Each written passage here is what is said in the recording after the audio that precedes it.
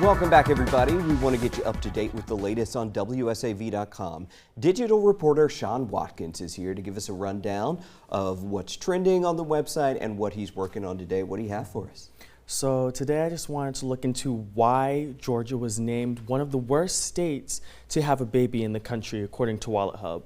So looking at the research and speaking to Memorial Health's neonatologist, Benjamin Makovich, I got a clear picture to why Georgia was on that list.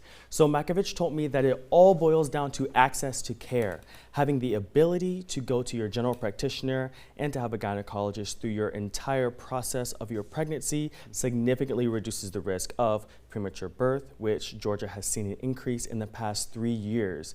Insurance costs and coverage is a huge factor in access to care, as Georgia has some of the highest uninsured rates in the state and many counties missing general health practitioners.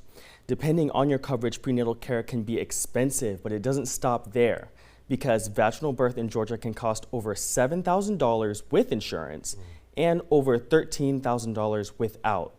So while infant deaths are falling in Georgia, Georgia still has a higher infant mortality rate than the national average, with black babies making up the majority of the deaths. Makovich explained to me that patients do better when their doctors look like them, and that training more doctors to go to rural areas and provide care can help Georgia get off the worst states list. So while policy and change takes time, premature births were a #1 cause of death for babies in Georgia.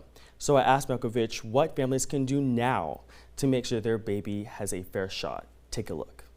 So you want them to be seeing a gynecologist regularly so that they can make sure, for example, even little things like being on prenatal vitamins, or if they're interested in family planning options, to have those options discussed with their gynecologist so that they can plan their future.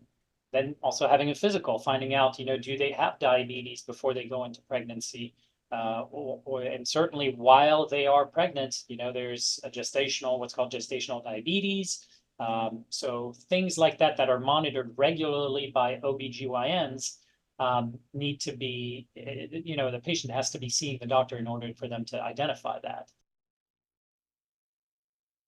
All right, I'm so glad you did this story, Yes. and we've covered different versions of this before, but to point out, yes, rural areas have a problem getting neonatologists, just primary care physicians, all of it, and there is still a problem with people not believing black women when they say that they are in pain and when they say that something feels wrong. So he's saying there, to have a physician that looks like you get a better result. Yes, it definitely does, and it just helps leaps and bounds, and also just in trust, because especially in our community, there's a lot of people who don't trust the healthcare system. Yes. So having more people like that will just help the rural areas and help people of color. Okay, we only have just a few seconds. We'll just take a real quick look. We won't go through all of them, of what's trending here. So we have Dunkin' spiked alcohol drinks now in 24 states, including Georgia. Woohoo! And then Savannah City Council, they are considering plans for an underground parking lot near Forsyth Park. Yeah, that's a big topic. And then lastly, this summer, there's going to be a shuttle company who are launching rides